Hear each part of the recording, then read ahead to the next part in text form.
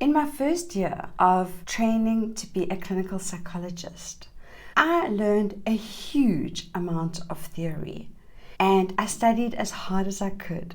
But there is no amount of theory that can prepare you for your practice as a clinical psychologist.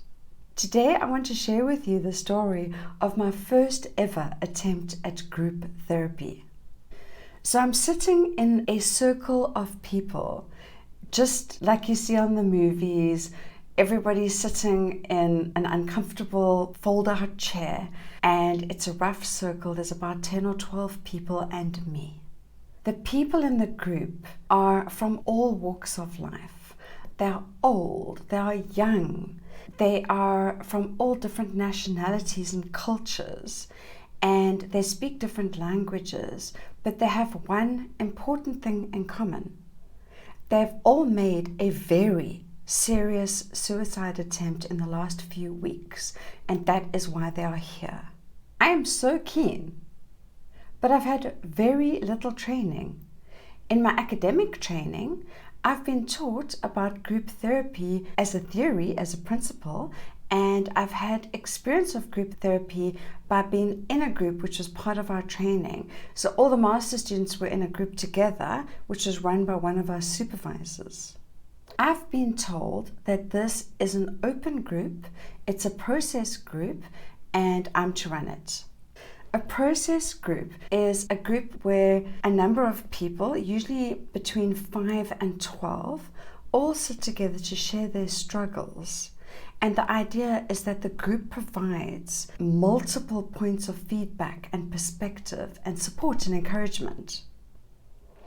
The group that I was in as a participant was super intense and meaningful, and I was looking forward to facilitating a group by myself. I start off by establishing confidentiality and group norms, and that goes okay. But then I ask who would like to start, who has something to share.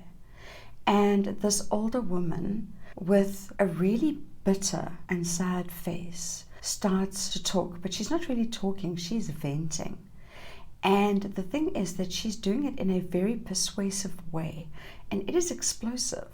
She's talking about an uncaring world full of people who hate anybody who's different in any way, and why there's absolutely no reason for anyone to even try.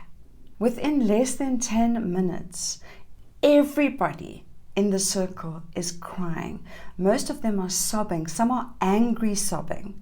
And everybody is trying to talk at once. They're cutting each other off and they are freaking out and exploding and crying. And I have no idea how to calm everyone down, how to get them to take turns. I feel like everyone is drowning in pain and they are pulling me into the pain with them. Somehow I kind of hold it together and I get through it.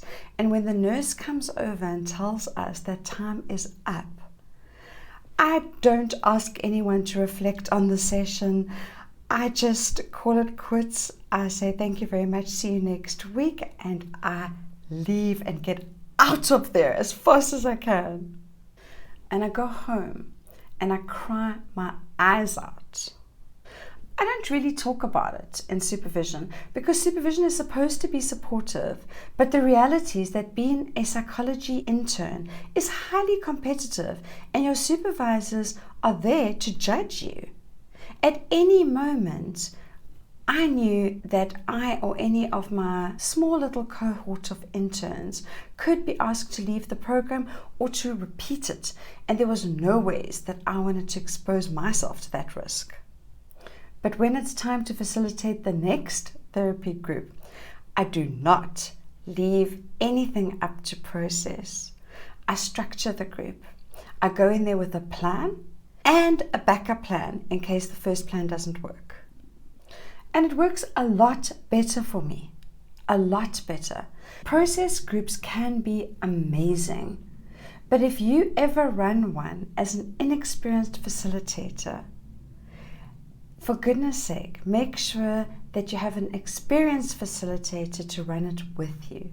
In my next video, I'm going to share with you a super interesting couples therapy session in which the couple concerned nearly murdered one another. And I mean that literally.